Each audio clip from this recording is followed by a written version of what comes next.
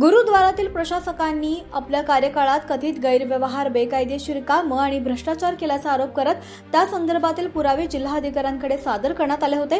मात्र अद्याप कोणतीही ठोस कारवाई न झाल्याच्या निषेधार्थ आज नांदेड जिल्हाधिकारी कार्यालयासमोर सरदार संपूर्ण सिंग गिल आणि सरदार दीपक सिंग गल्लीवाले यांच्या नेतृत्वाखाली धरणे आंदोलन करण्यात आलं. यावेळी संबंधित प्रशासकावर तातडीनं कारवाई करण्याची मागणी करण्यात आली आहे. तसंच लवकरात लवकर योग्य ती कारवाई न झाल्यास आगामी काळात आणखी तीव्र आंदोलन छेडण्याचा इशारा आंदोलकांनी प्रशासनाला दिलाय.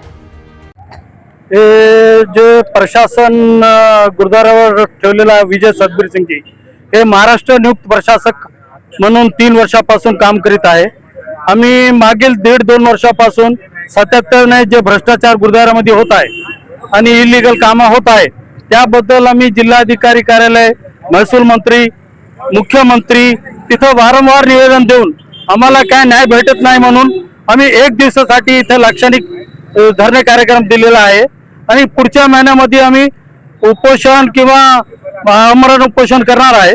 म्हणून अशा शासनाला आम्ही सातत्याने निवेदन देऊन लाडके मुख्यमंत्रीला आम्ही निवेदन देऊन महाराष्ट्राचे जे GST आहे ते आमचं लंगरवर जे GST भेटते वर्षाला 6 कोटीचं नुकसान होत आहे.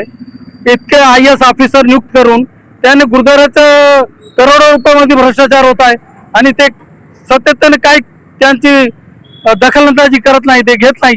म्हणून आम्ही हे आजच्या 1 दिवसीय धरणे कार्यक्रम केलेला आहे.